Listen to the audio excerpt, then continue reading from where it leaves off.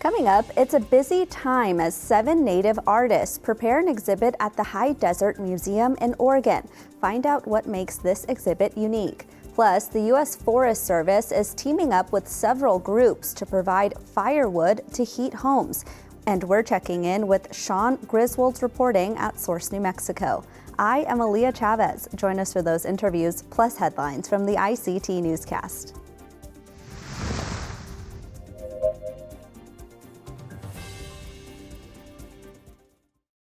This program is made possible by the Corporation for Public Broadcasting, a private corporation funded by the American people.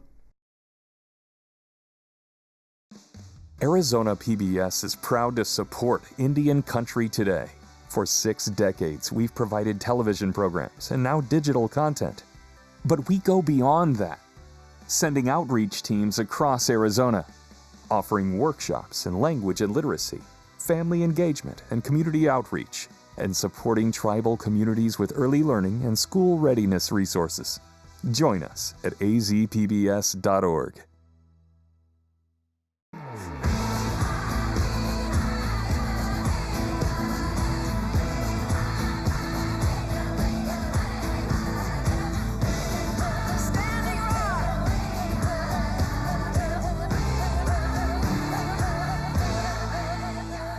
This is the ICT Newscast with Aaliyah Chavez. Amirawa Hopa, thank you for joining us.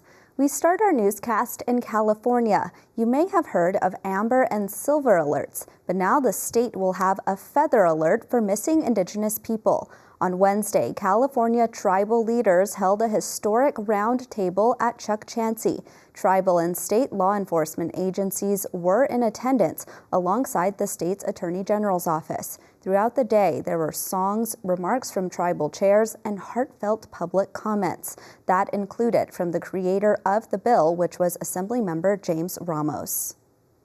We want to be more proactive within Indian country to make sure that when someone does go missing, that we're able to implement Feather Alert, this alert system, so we bring our loved ones home, not after the fact, then encouraging law enforcement to investigate a homicide. We want to make sure that it's clear. We want to be proactive to get our loved ones home before we even get to that point. Earlier this year, California Governor Gavin Newsom signed the Feather Alert into law. At this gathering, law enforcement agencies shared their protocols and what meets the criteria for a Feather Alert. The statewide alert is expected to go into effect in 2023.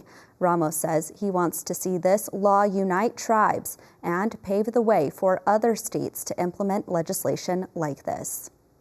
In North Dakota, supporters of Lisa Finley DeVille are celebrating her historic win for a seat in the state's legislature. Finley DeVille is the first elected official to represent a newly created district that includes a majority of Native voters from the Mandan Hidatsa Arikara Nation. James Brew of Buffalo's Fire has this report. Lisa Finley DeVille recently hosted a dinner at the Four Bears Casino and Lodge in Newtown, North Dakota, to celebrate a historic win that has gained her a seat with the North Dakota House of Representatives. This is something that's momentous. One because tribal members often are not elected into these positions with the state. It's something new, and I think it's something that we need to continue to do. For us, it's not an environment only, it's our relatives, Mother Earth, Awachupa, our water, Midi, our air, Guga Huzi.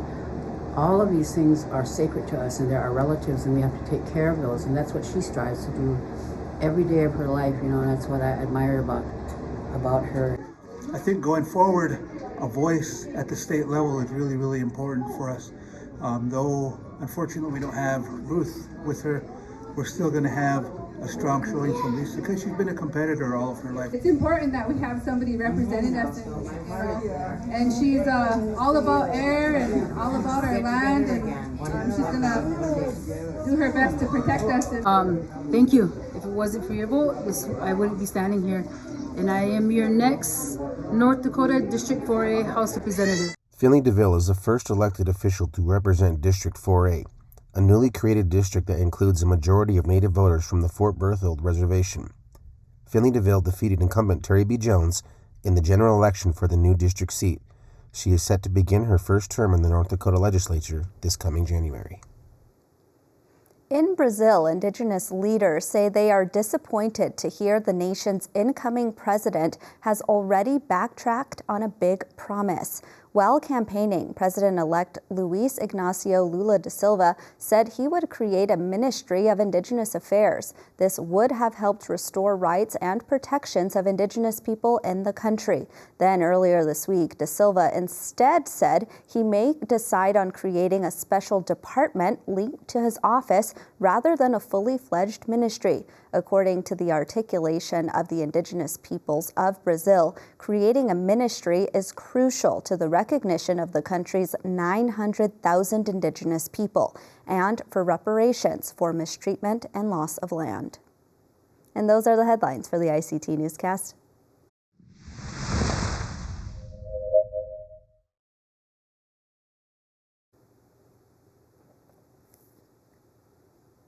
When a museum decides to make a new exhibit, a lot of detailed planning goes into that effort. It, of course, includes months of planning the displays and any technology that goes along with it.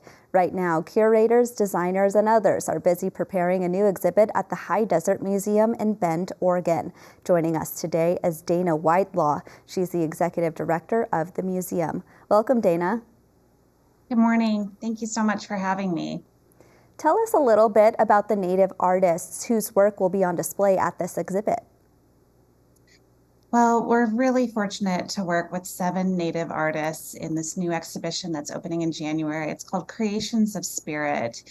And one of the really unique components of this exhibition is that the artists are creating new work for the exhibition.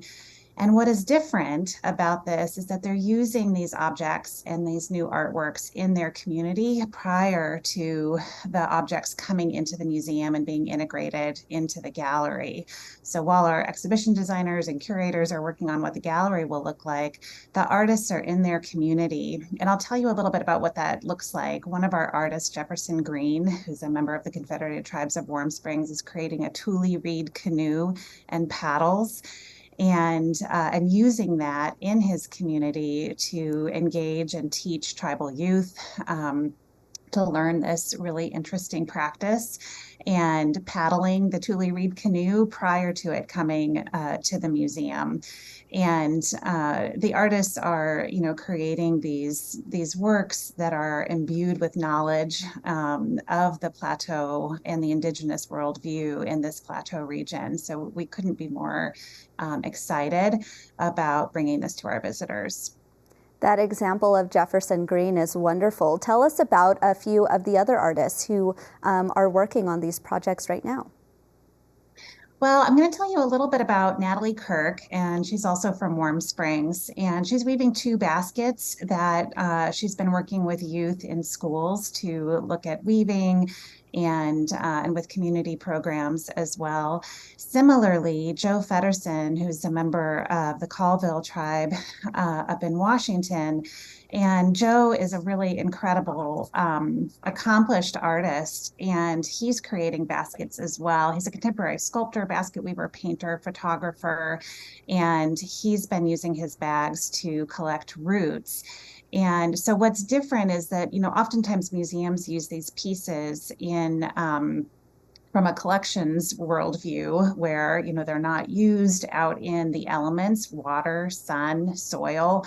And exactly the opposite is happening with these pieces. So Joe's been collecting roots, and we have a videographer team that's been capturing these images out on the plateau region. And then those images and the video and the audio will be brought into the gallery. So our visitors can really understand the nature of living objects and these knowledge holders and artists bringing that into the gallery. Similarly, one of our other artist is creating regalia for young women to wear during special ceremonies.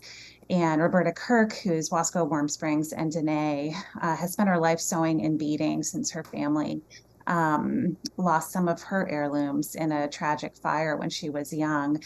And so she's working on passing down the intricate art of plateau beadwork with this work, and some of her young relatives will be able to wear the regalia in ceremony. And beyond the exhibition opens in January and goes through October. And what our museum is working on with these community members is ensuring that these objects can be used in community after the exhibition is done. So they'll continue to have this activity and connection to their communities. The canoe will still be paddled, the baskets will still be used for gathering, the regalia will still be used, and it's new for our museum to have that kind of relationship with these objects in community, and something that the museum field as a whole is working on. Dana, how did you all go about naming this exhibit? Well, that is a wonderful question, Aaliyah. And we've worked in deep partnership with these Indigenous artists.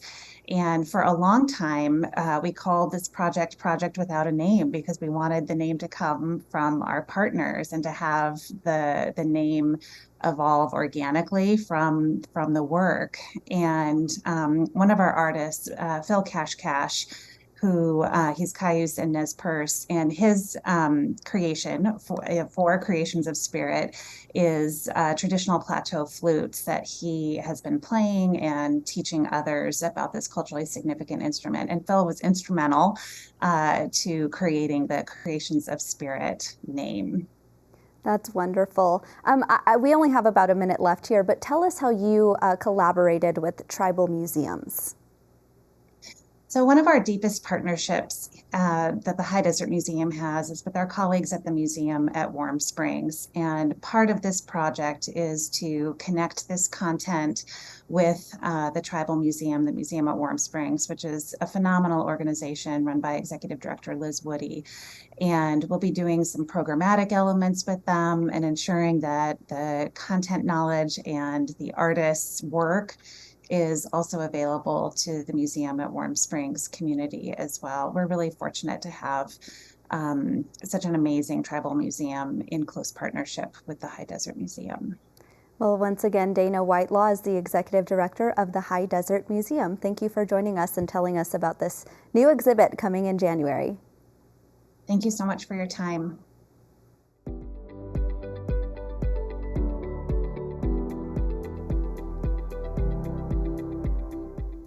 In the Rocky Mountains and southwestern parts of the country, many homes on tribal lands still rely on wood stoves to heat their homes in the winter. So now the U.S. Forest Service is investing more than $10 million in what it calls Wood for Life. ICT senior correspondent Patty Talahongva has more about this much-needed program. This program is a partnership between several agencies that are filling a void to heat many homes this winter and in future winters. Marshall Messiasva is the Senior Program Manager for the Ancestral Lands Hopi Office, and Sasha Stortz is the Arizona Program Manager for the National Forest Foundation. Sasha, tell us about the partners who are a part of this program. Northern Arizona Wood for Life is a network of over 60 organizations that involve land management agencies, nonprofits, Navajo and Hopi local governments, and nonprofits, and of course the Ancestral Lands Conservation Corps. And we all work together to connect wood supplies from forest restoration projects with community groups that are distributing firewood to folks who need it. And how did this program come about, Sasha? Well, when the Navajo Generating Station closed a couple of years ago and the coal mine that supplied it, folks also lost a heating source for a lot of off-the-grid homes. The Forest Service started to hear a lot more requests for firewood access coming from the Navajo and Hopi tribes. And we were brought in to try to start making some connections and bring some resources. And we began being able to deliver firewood from restoration projects, which are improving the health of our forests, our watersheds, and protecting communities, with these groups like Ancestral Lands who have been able to process that wood and distribute it in their communities. And Sasha, the program is actually offering more than wood. What is it doing in terms of jobs and opportunities? So we're really lucky to be able to work with folks like Ancestral Lands, where youth conservation core members are able to build job skills and the technical training really needed to advance forestry careers in this region. All right, thank you. And Marshall, tell us a little bit about your organization and how it's a part of this larger cooperation. Yeah, so the Ancestral Lands Conservation Corps consists of 5 different offices, and we're located within our communities. So Navajo in Gallup, Hopi office, Zuni office, Acoma office, and then we've also got an office in Albuquerque that primarily serves our urban Native youth, but also an internship placement program, which is nationwide. But we are a conservation corps by name. So we hire youth and young adults from our own community. So typically our office is hiring between 18, 24, 25. With those young folks, we give them the technical skill sets, the official chainsaw certification, as well as just in the field training life skills. And we are primarily the processing arm. So when we get a project site from Forest Service, we're sending our youth crews out there to process that firewood. As well as creating the distribution systems for a much needed resource. And then part of this too is forest restoration. Can you talk a little bit about that, Marshall? Yeah, so the wood that we are receiving is primarily coming from thinning projects. So when Forest Service has an area that's identified that needs to be thinned or a buffer of some sort, that's where our crews are being sent out, and we'll usually work with Forest Service to understand what the prescription is, as well as just learn about some career pathways with the Forest Service. You know, and it's a lot of hard work. I mean, I've been out to chop wood and it's a lot of work. And then, you know, seeing the people who actually receive the firewood, have your crews been able to see that part of it? Have they seen the people who are happy and grateful for the firewood? Yeah, definitely. Just talking a little bit about the hard work. So our crews are typically in the field camping for 9 days at a time, working 9-hour shifts. And then they've got about 5-6 days off in between.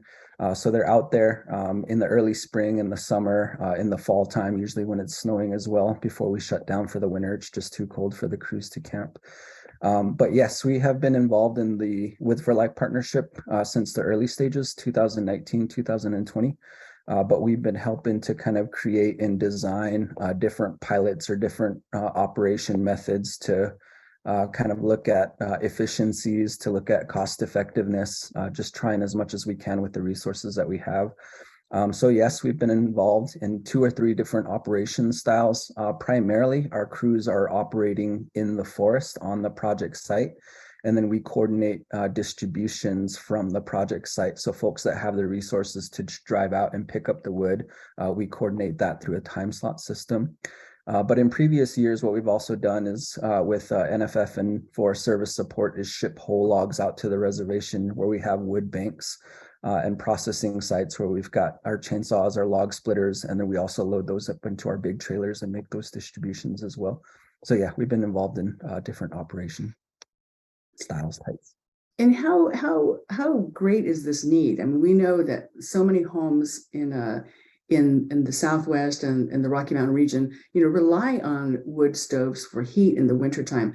But put this in perspective, because somebody in Phoenix or New York, you know, they can't even imagine having to build a fire in their home to stay warm. Yeah, the need is huge. So we're still collecting demographic information, but anecdotally, I'd say somewhere between 80 to 90% of the folks out here on the reservation rely on fuel wood in order to heat their homes. So when the generating station was shuttered, we went into massive crisis home heating issues, problems. And then so yeah, it's a huge need. It's a massive need. And that's part of why this partnership is involving so many people, is because those folks are seeing that need is there and also kind of stepping up to the plate to try and fill that need. All right. Well, thank you so much, Sasha Stortz, and also Marshall Messiasva, for joining us today to tell us about the Wood for Life program. Thank you. Thank you.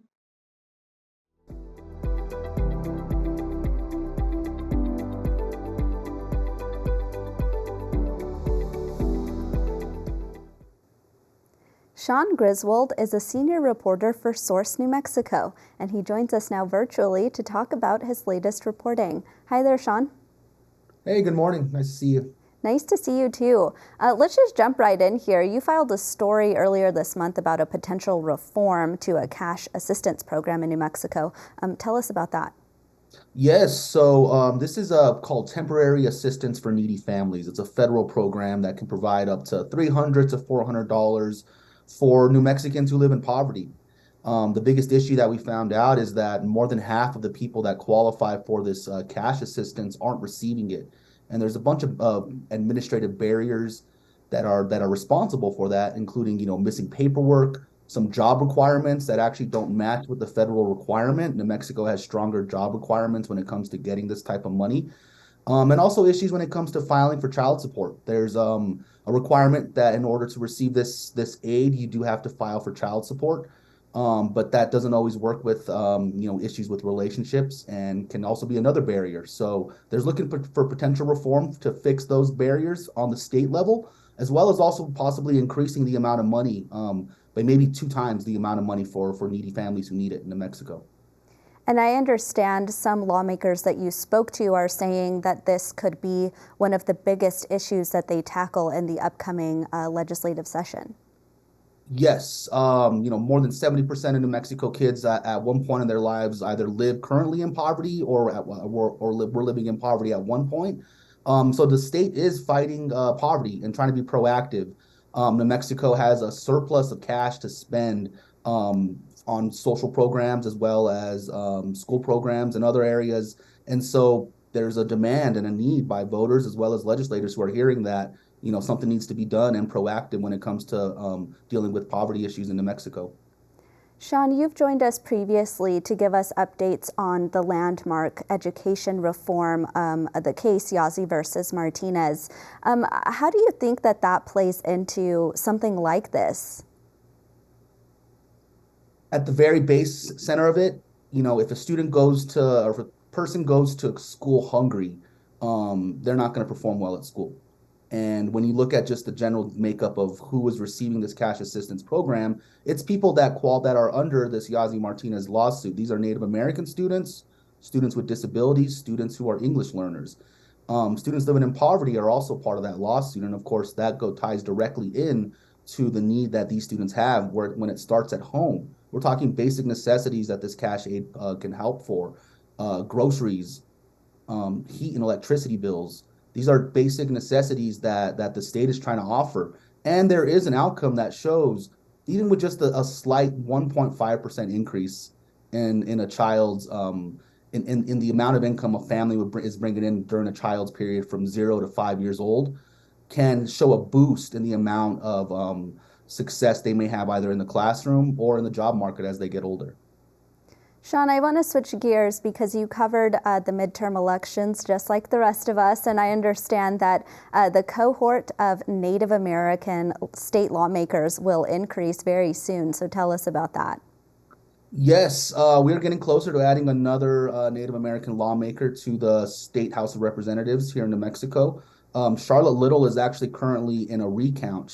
Her race is one of 2 races that are currently not certified at the moment. Charlotte Little is from San Felipe Pueblo, and she's looking to fill an open seat that's in the middle of Albuquerque. It's a non-tribal district. It's on the west side of the city. It's in a very suburban area. It also includes parts of Rio Rancho, which is a very conservative kind of voting base area. So it's a really mixed blend of district that she could be representing. The recount is supposed to be over next week on Tuesday.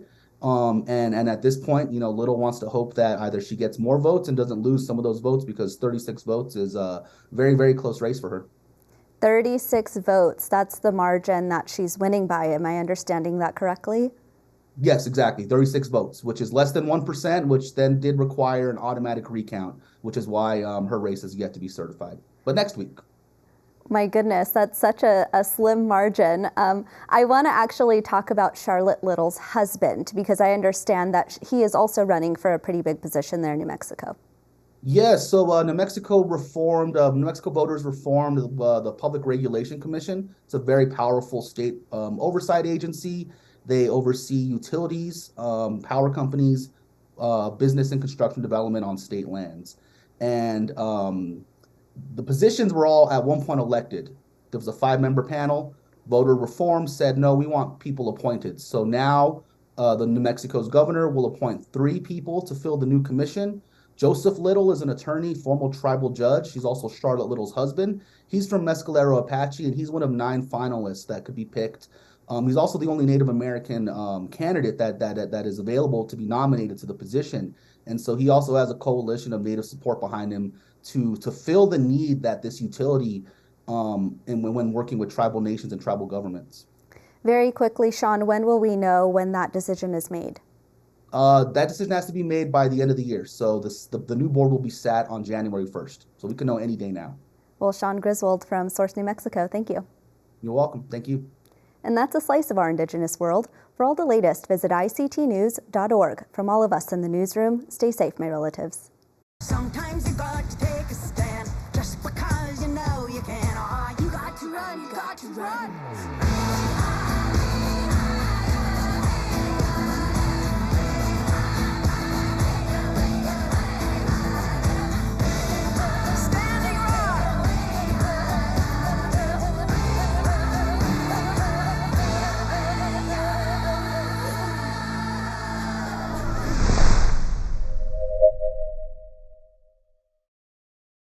The Sand Creek Massacre, the betrayal that changed Cheyenne and Arapaho people forever, focuses on tribal accounts of Colorado's deadliest day. Exhibition details at historycoloradocenter.org. This program is made possible by the Corporation for Public Broadcasting, a private corporation funded by the American people.